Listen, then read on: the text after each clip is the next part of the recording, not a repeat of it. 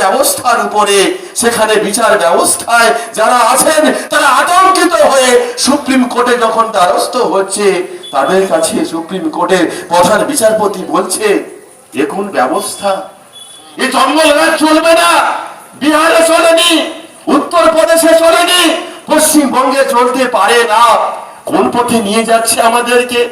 একটা সময় বাংলায় বসবাস করেছে, কোথায় কোথায় আপনারা বলেন ক্ষুদিরাম বসুর কথা, নজরুলের কথা, রবি ঠাকুরের কথা, আজকে কোথায় আপনারা নিয়ে গেছেন বাংলাকে? 2011 সালের পরে 2016 সালে এই পশ্চিমবঙ্গে স্কুল সার্ভিস কমিশন হয়েছে, 2017 সালে শেষ পাবলিক সার্ভিস কমিশন হয়েছে, তারপরে কোনো চাকরির পরীক্ষা হয়নি। আজকে যখন রাস্তায় হাঁটছি, মহেন্দ্রগঞ্জে হাঁটছি, কখনো গঙ্গাসাগরে হাঁটছি, ধবলাতে হাঁটছি, কতগুলো মায়েরা একসঙ্গে জড়ো হয়ে বলছে, বাবু কি বলবো, আমরা সেলফ হেল্প গ্রুপ করি, এই গ্রুপে মহিলাদের উপর অত্যাচার করে। কেন? মিটিংয়ে যেতে হবে, মিছিলে যেতে হবে। জোর হাত জোড়ো করে বলছি, বাবু কাঁদছে, বলছে কি কষ্টের মধ্যে আছি জানেন।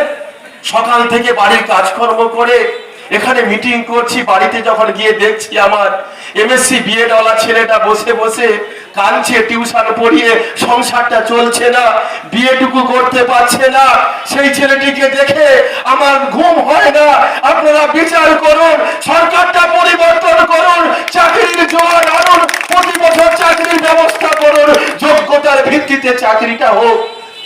তিনি তৃণমূলকে ভোটটা দেয়, বলছে বাবু আমি তৃণমূলটাই করতাম, আমি চাইছি একটা পরিবর্তন হোক, বদলা নয় বদল চাই। তখন বুদ্ধিজীবী সমাজরা কোথায় গেল? আমাদের শঙ্খ ঘোষের কথা মুখ ঢেকে যায় বিজ্ঞাপনে, অলিতে গলিতে দেখছি চারিদিকে প্লাকার্ড উঠেছে, মমতা ব্যানার্জির প্লাকার্ড, বলছে বদলা নয় বদল চাই। সেদিনে তো আমরা সবাই একসঙ্গে 34 বছরের বামফ্রন্টকে শূন্য করে আমরা আজকের দিনে দাঁড়িয়ে তৃণমূল কংগ্রেসকে নিয়ে এসেছিলাম। কত আনন্দে, কত উচ্ছ্বাসে, কত শঙ্খর ধ্বনি দিয়ে, উলু ধ্বনি দিয়ে আজকে মমতা ব্যানার্জিকে নিয়ে এসে কি পেয়েছি আমরা? সাথী হারা হয়েছি।